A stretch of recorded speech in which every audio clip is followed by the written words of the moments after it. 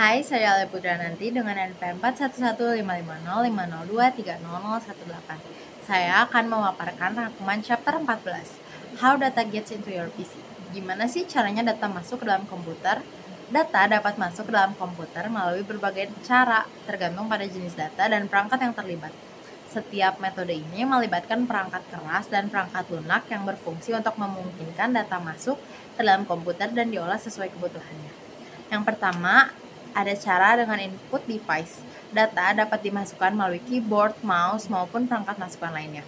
Misalnya, ketika Anda mengetik menggunakan keyboard, data karakter dikirim ke komputer. Yang kedua, storage device.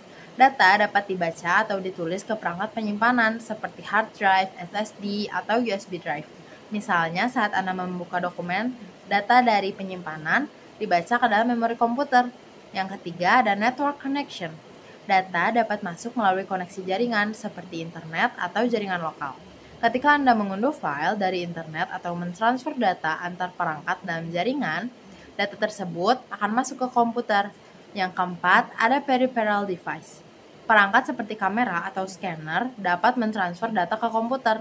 Misalnya saat Anda mentransfer foto atau video dari kamera ke komputer, data gambar atau video tersebut akan masuk ke dalam sistem.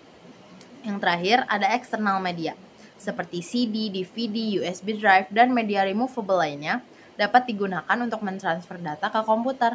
Misalnya saat Anda memasukkan CD musik ke drive CD-ROM, data audio dapat masuk ke dalam komputer. Sekian penjelasan dari saya. Penjelasan selanjutnya akan disampaikan oleh rekan saya, Syifa.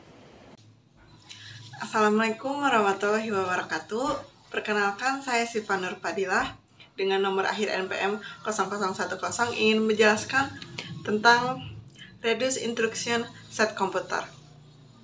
Seperti yang telah rekan-rekan ketahui sebelumnya, bahwa judul yang akan saya bawakan kali ini adalah tentang Reduce Instruction Set Computer.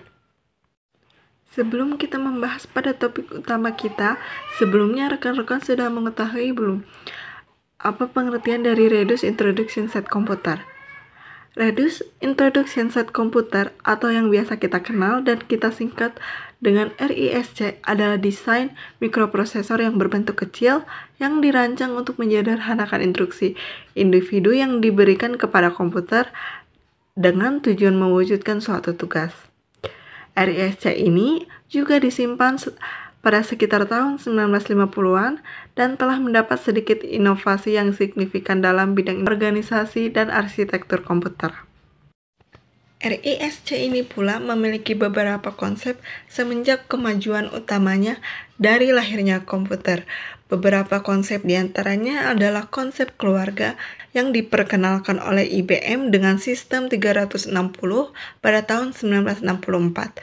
Diikuti oleh DEC dengan PDP-8.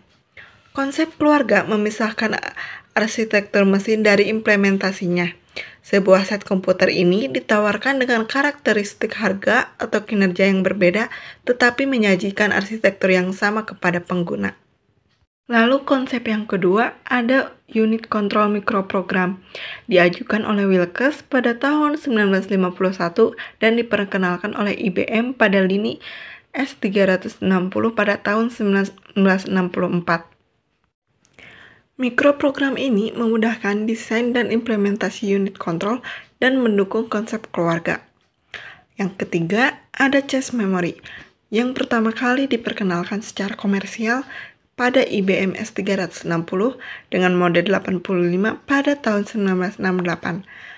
Penyisipan elemen ini ke dalam hierarki memori secara dramatis meningkatkan kinerja komputer. Kemudian ada P-planning, sebuah cara untuk memperkenalkan paralelisme ke dalam sifat dasar yang sekuensial dari program instruksi mesin. Contohnya adalah P-planning instruksi dan pemrosesan vektor. Kemudian yang terakhir ada multiprosesor. Kategori ini mencakup sejumlah organisasi dan tujuan yang berbeda. RISC ini juga memiliki beberapa manfaat yang dimana diantaranya adalah mikroprosesor baru dapat dikembangkan dan diuji lebih cepat jika salah satu tujuannya kurang rumit. Kemudian sistem operasi dan pemrograman aplikasi yang menggunakan instruksi mikroprosesor akan terasa lebih mudah untuk mengembangkan kode dengan instruksi yang lebih kecil. Beberapa manfaat selanjutnya yaitu kesederhanaan RISC memungkinkan lebih banyak kebebasan untuk memilih bagaimana menggunakan ruang pada mikroprosesor. Lalu kompiler bahasa tingkat yang lebih tinggi ini menghasilkan kode yang lebih efisien daripada sebelumnya karena mereka selalu cenderung menggunakan set instruksi yang lebih kecil yang dapat ditemukan di komputer RISC. Setelah pengenalan RISC, komputer instruksi set lengkap dikatakan menggunakan CISC atau yang biasa disebut Complex Instruction Set Computing atau komputasi set instruksi kompleks. Jadi, kesimpulan yang dapat kita ambil dari presentasi saya tersebut adalah pengertian dari RISC, yaitu Reduced Instruction Set Computer, yang jika diterjemahkan berarti komputasi kumpulan instruksi yang dikurangi atau disederhanakan, merupakan sebuah arsitektur komputer atau arsitektur komputasi modern dengan instruksi dan jenis eksekusi yang paling sederhana. Sekian presentasi dari saya, mohon maaf bila ada kesalahan kata atau kekurangan dalam penjelasan. Mohon kritik dan sarannya. Wassalamualaikum warahmatullahi wabarakatuh.